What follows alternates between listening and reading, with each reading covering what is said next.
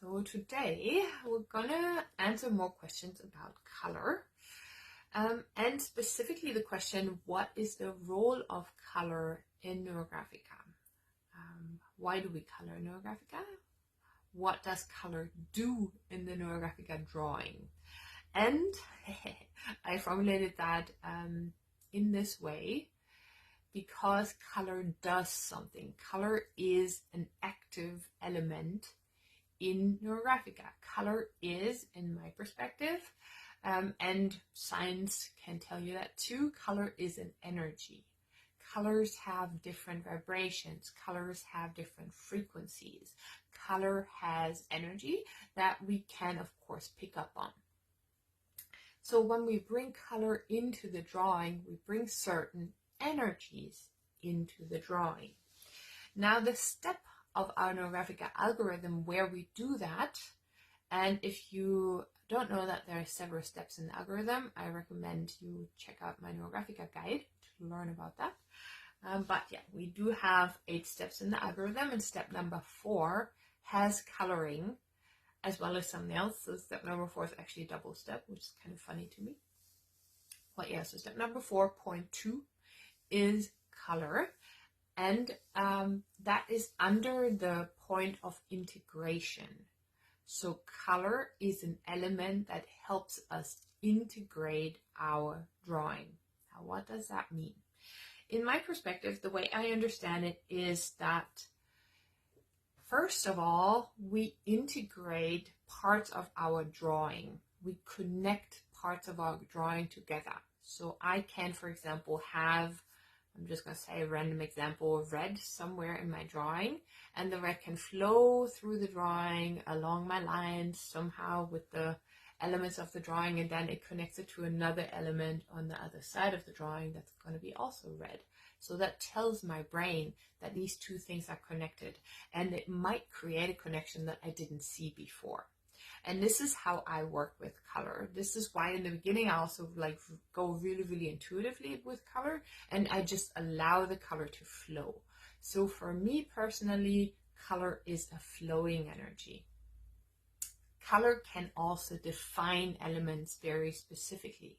And I'm going to talk a little bit more about that and how we can use it in different ways in the next Q&A.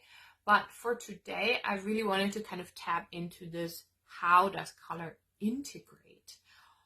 The other way that I feel we can interpret this step of integration is also we integrate inside of us. So something that is happening in my drawing, and we all know that Neurographica drawing is all about the experience, is integrated into me. So I am integrating my experience of the drawing through the color. And the reason why that works is because color helps us to go into deeper levels of our subconscious. We also call color archetyping in Neurographica, and that is of course a big term that opens a whole new can of worms. It was coined by Carl Gustav Jung, so I'm pretty sure a lot of people have heard of archetypes before. So what we do in Neurographica is we bring in archetypes with the help of color. And again, in the beginning, I like to just go very intuitively without before determining or interpreting the archetypes that I do bring in. I usually say I'm just going to grab a color and put them into my drawing where it needs to go. So I just feel where it needs to go. And then shapes are appearing.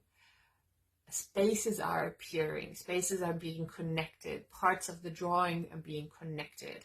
And all of this helps me see and understand my drawing in a way beyond words. So color really takes us to a space that we almost can't explain anymore, where it really can be kind of hard to interpret at some point.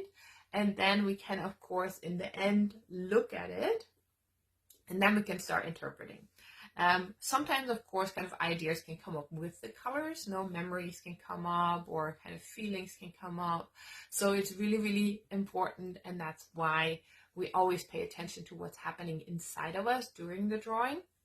But yeah, the archetypes are something that I think the way Carl Gustav Jung describes it is that they are representing collective subconscious,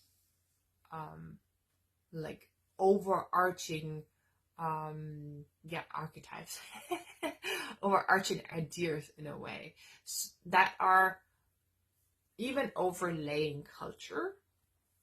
I know that color can be really cultural, but there are a few things that are universal as well. If we look at the ocean, it's always blue. If we look at the sky, hopefully everybody has seen a blue sky before. If we look at plants, a lot of plants are green. Of course, not all of them, but so there are colors that are just very universal almost. No matter where you go in the world, if you plant a plant, you're going to have a green leaf at some point, and that's going to tell you something about the color green, or the color green will be connected to this kind of growing and kind of just this natural process, for example. So I feel that there is something in the color that goes beyond cultural understanding, beyond kind of our concept of color.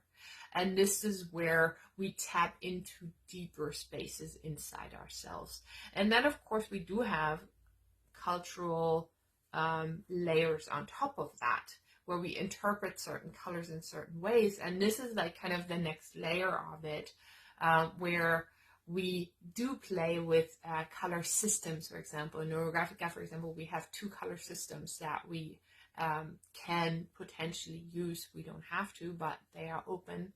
There's the 5 Chinese elements that we work with, the Chinese phases, and Pavel brought this into like a coloring experience in the drawing. And then we also have the 7 rainbow colors, the chakra colors, that can connect us to parts of ourselves. And I feel that there is, space for a lot more ways to work with different color systems.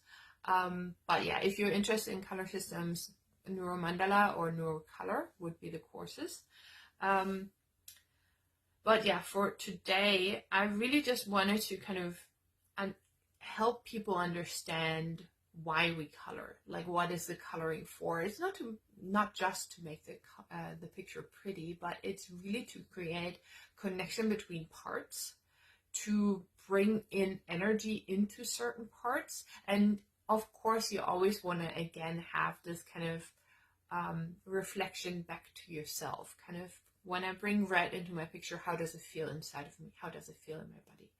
So yeah, that is my ramble about color today. And I'm going to continue this and talk a bit more about different other aspects, about how we color, where we don't color, what about white spaces. So all of this is still to come.